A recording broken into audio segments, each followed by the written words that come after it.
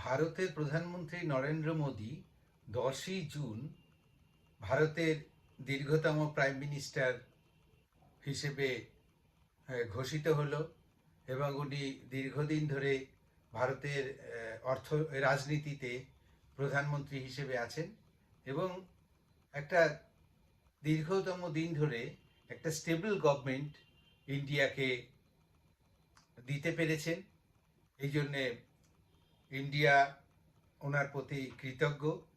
উনি এই দীর্ঘদিন ইন্ডিয়াতে প্রাইম মিনিস্টার থাকার জন্যে ইন্ডিয়ান অর্থনৈতিক অবস্থা, সামাজিক অবস্থা এবং অন্যান্য অবস্থার যথেষ্ট পরিবর্তন হয়েছে এবং আশা করা যাচ্ছে যে আগামী দিনে ইন্ডিয়ার এই পরিবর্তন অব্যাহত থাকবে এবং একটা ডেভেলপড নেশনে ওনার যে সময়কালীন সময়ের মধ্যে উনি যেটা চেয়েছেন যে 2045 সালের মধ্যে ভারত কিন্তু একটা ডেভেলপড নেশনে পৌঁছে যাবে এবং সমস্ত ডেভেলপড যে সমস্ত কান্ট্রিগুলো আছে 3-4 জনের মধ্যে, বিশেষ করে 3 জনের মধ্যে বা থার্ড পজিশানে বা সেকেন্ড পজিশানে কোনো একটা পজিশানে প্রথম, দ্বিতীয়, তৃতীয় এই যে জায়গাটা, এই জায়গাটায় কিন্তু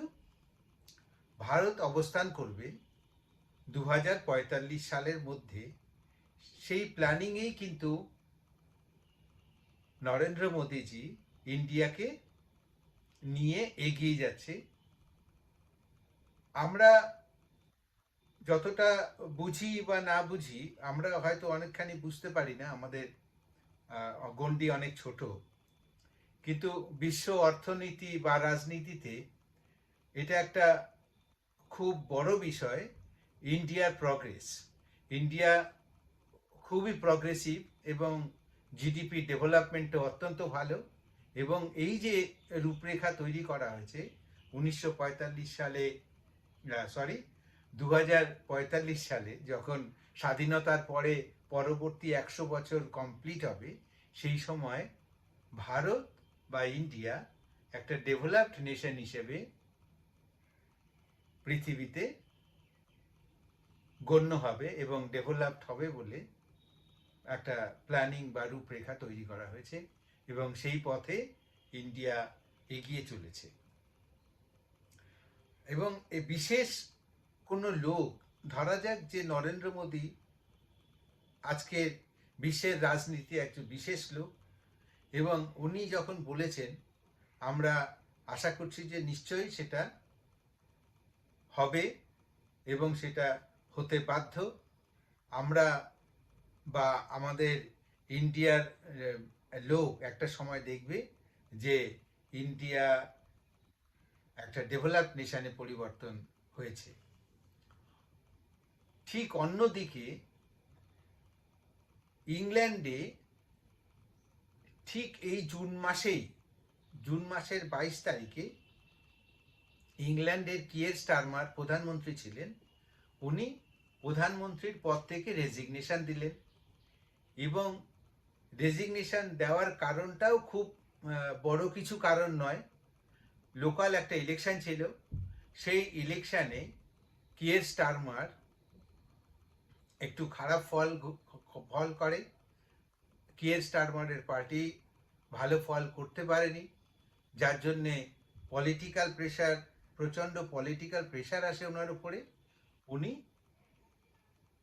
রেজিগনেশন দিতে বাধ্য হন এবং এই যে রেজিগনেশনটা দিলেন, এই রেজিগনেশনটা কিন্তু গত 5 বছরের মধ্যে চতুর্থতম রেজিগনেশন। এটা কিন্তু মার্ক করার বিষয়। কোনো দেশের রাজনীতিতে যদি এত ঘন ঘন প্রাইম মিনিস্টারে পরিবর্তন হয় বা পলিটিক্যাল চেঞ্জেস আসে, তখন কিন্তু সেই দেশের অনেক রকম ইন্টারনাল সিচুয়েশন গন্ডগোল হতে থাকে। পলিটিক্যাল, সোশ্যাল, ইকোনমিক সমস্ত কিছু ব্যাপারেই কিন্তু নানান রকম পরিবর্তন হতে শুরু করে এবং সেই পরিবর্তন কিন্তু সেই দেশের জনগণের মধ্যে বা তাদের বিজনেস বা অন্যান্য ব্যাপারগুলোর মধ্যে স্পষ্টভাবে দেখা যায়।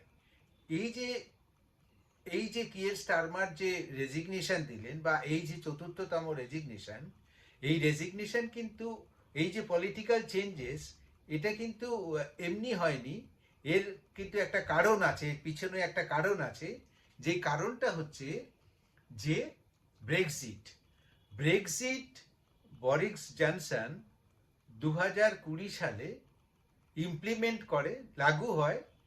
ইংল্যান্ড পাকাপাকিভাবে ইউরোপিয়ান ইউনিয়ন থেকে সরে আসে, এবং এই সরে আসার জন্যে কিন্তু ইংল্যান্ডে এখন অনেক পরিবর্তন হয়েছে, এবং আগামী দিনে হয়তো আরও বেশি পরিবর্তন হবে। সেটাই দেখার, সারা বিশ্ব কিন্তু তাকিয়ে আছে ইংল্যান্ডের দিকে। যারা পলিটিক্স করেন বা পলিটিক্যাল অ্যানালিসিস করেন, তারা কিন্তু দেখতে পাচ্ছেন যে ইংল্যান্ডের পলিটিক্সে কিন্তু অনেক গন্ডগোল বা অনেক পরিবর্তন শুরু হয়েছে। এতখানি পরিবর্তন শুরু হয়েছে যে গত 5 বছরে 4 জন প্রাইম মিনিস্টার পরিবর্তন হয়েছে, এবং নতুন আরেকজন আহ, খুব শীঘ্রই প্রাইম মিনিস্টার হিসেবে ওথ নেবেন। এবং এই ওথ নেবার ফলে আলটিমেটলি দেখা যাবে যে গত 5 বছরে নতুন করে পাঁচ পঞ্চমতম প্রাইম মিনিস্টার ওথ নিলেন।